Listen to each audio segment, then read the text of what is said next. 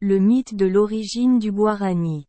Les Guarani sont un groupe de peuples indigènes vivant dans des pays d'Amérique du Sud comme le Paraguay, le Brésil, l'Uruguay, l'Argentine, la Bolivie.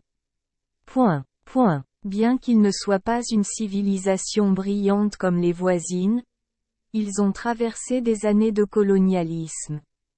Le peuple Guarani est toujours préservé une mythologie remarquable avec des histoires intéressantes sur les dieux originels et 7 monstres légendaires. Tupa a créé le soleil et la lune. De la nuit profonde sont venus les dieux. Tupa. Il créa à son tour 2 enfants, le dieu soleil Guaraci et le dieu lune Raci, pour éclairer le monde. Guaraci fut créé en premier, mais il était trop fatigué à force de travailler tout le temps, alors il fit une sieste et créa le monde dans l'obscurité. Voyant cela, Tupa créa Raci en tant que déesse de la lune pour partager la moitié du travail avec son frère. Raci était si belle que sa lumière a réveillé Guaraci et l'a fait tomber amoureux d'elle. Mais chaque fois que Guaraci se réveille pour se montrer, Raci s'endort. Au moment où Raci s'est réveillé, c'était l'heure de se coucher pour Guaraci. C'est ainsi que le soleil poursuivit la lune en vain.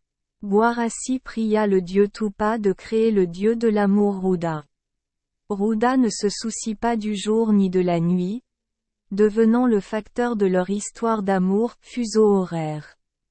Aidez-les ensuite à se réunir pendant un bref instant à l'aube et au crépuscule.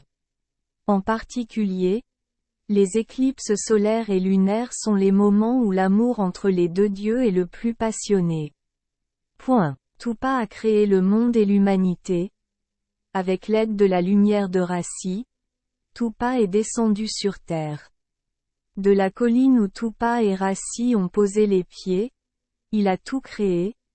Les océans et les forêts, les animaux et les humains, et les étoiles au loin. Tupa a créé les 2 premiers humains à partir d'argile mélangée à du jus de figue, du sang d'aigle et d'un mille-pattes et y a insufflé le souffle de la vie. C'est le couple originel, Rupeive et Sipeive. Ils ont eu 3 fils et de nombreuses filles ensemble. Le fils aîné était Tiumarandu, connu comme le prophète du peuple Guarani.